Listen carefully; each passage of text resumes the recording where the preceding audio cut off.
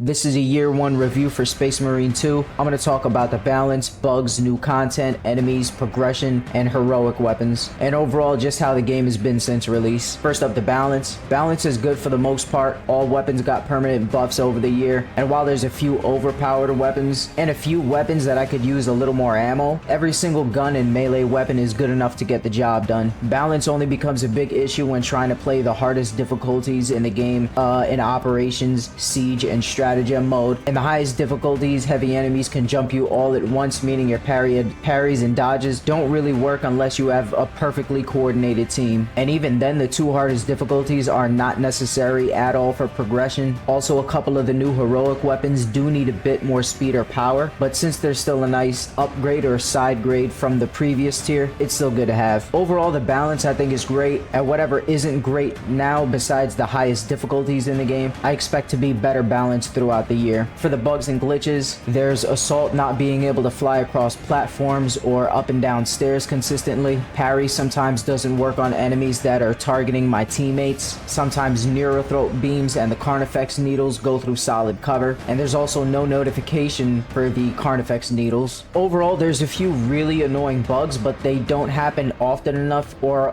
are restricting enough to ruin the overall fun of the game or progression. I'm going to talk about the new content enemies. Not gonna lie, we got a few annoying new enemies. The Flying Chaos guys, the Biovore, and the Chaos Meatball. They all look really cool, and they're kind of fun to fight, but are sometimes annoying when they show up. Definitely not enough to ruin the game, but enough to annoy you sometimes when they don't want to stay in one fucking area. The new Vortex Beast boss fight is beautiful. He's my favorite boss now, but he has a buggy laser attack that hits you even if you dodge away. We also got enraged enemies. The enraged Tyranids with volley guns and the Chaos Terminators are just overpowered and annoying depending on which class you play. If you run into one of these assholes, you gotta take them down as soon as possible or get near teammates to help take them down. We also got a lot of new missions, and I like every single one except Obelisk, which has dark tunnels that's kind of annoying to fight through because you need one dedicated guy to hold the light. But overall, the majority of new missions and content are really good, even if we got a few annoying enemies along the way. I'm going to talk about the progression and heroic weapons. Like I said earlier, you can fully progress everything at a good pace, and it's not necessary to go into lethal or absolute unless you want the extra challenge, some extra XP, or some extra cosmetics for your armor and guns. For the heroic weapon progression, it's a bit different. You need to do daily or weekly stratagems, which are just operations with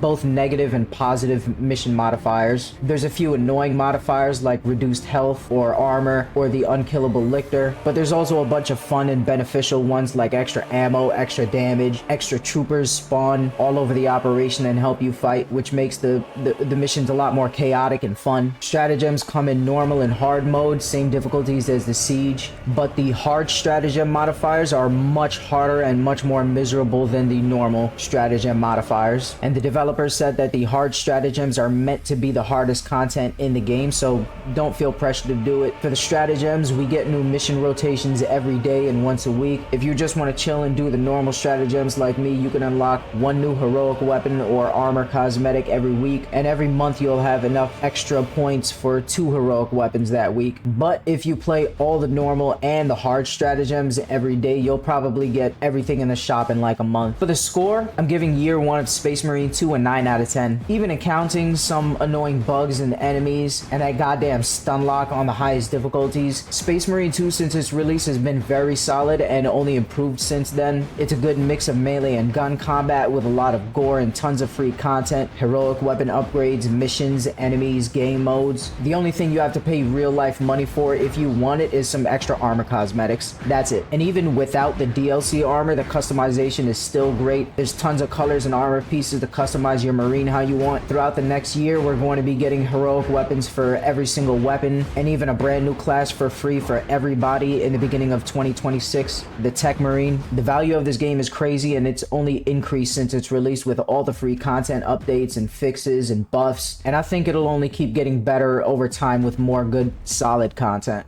For the conclusion, Space Marine 2 isn't perfect, but there's a lot of passion, skill, style, and polish put into the game that I don't see put into many other PvE games in recent years. It's a fun, gory, horde shooter, power fantasy with a lot of replayability and customization. All the new content is free: guns, classes, operations, PvP modes. If you're thinking about getting this game, I highly recommend that you do, especially now. Even if you want to wait for a discount from that $70, it's worth it. You'll be getting so much quality content and more future content to look forward to.